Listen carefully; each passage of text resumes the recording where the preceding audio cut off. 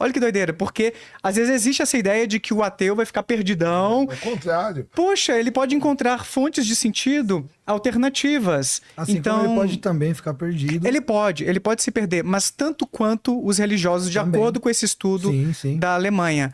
Então, não é como se o ateísmo fosse um fator de risco para crises O existenciais. Viktor Frankl fala sobre isso na logoterapia, né? Que é o eu sentido ia que ele falar sobre encontrou ele, da coletividade, o pão lá em Auschwitz, e ao invés do cara comer, ele repartia. Mas isso aí, para mim, já é a transcendência em si. Bom, vamos não lá. faz outro sentido senão transcendência. Primeiro, quando a gente fala em sentido da vida, a gente não pode deixar de falar de Viktor Frankl, que ele cria uma linha inteira da psicologia só sobre o sentido, que é a logoterapia, né? Logos do grego, a gente já falou outras vezes, pode ser traduzido por sentido, né? E eu gosto de falar sempre que a palavra sentido tem dois sentidos, né? O sentido de direção, se a gente está num ônibus direção Rio de Janeiro, estamos todos, né, em sentido Rio de Janeiro. Então, se a gente tiver um sentido único na vida, para religiosos e para ateus, é a morte.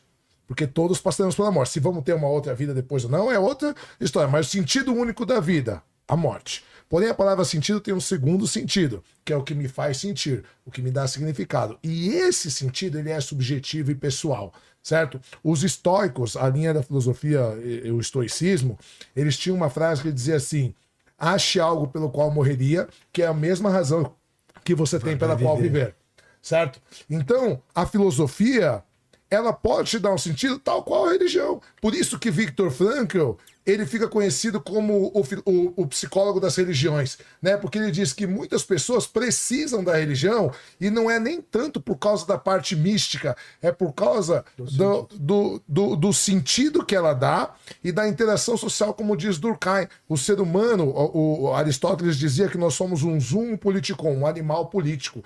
E a gente precisa, então o Durkheim diz que todo discurso é um discurso de inclusão social. A gente quer ser aceito socialmente. E aí, quando ele escreve a sua obra, ele escreve uma obra sobre atentado contra a vida, ele diz que reunir-se, né, na época, no século XIX, quem se reunia muito eram os religiosos, né? Reunir-se semanalmente com um grupo e se sentir incluído era uma medida protetiva para você não tirar a sua própria vida. Você tá unido com a sua família é uma medida protetiva para você. Você se arrima de família é uma medida protetiva. Ou seja, a filosofia e o pensamento, eles podem dar um sentido na vida, tal qual a religião também pode dar.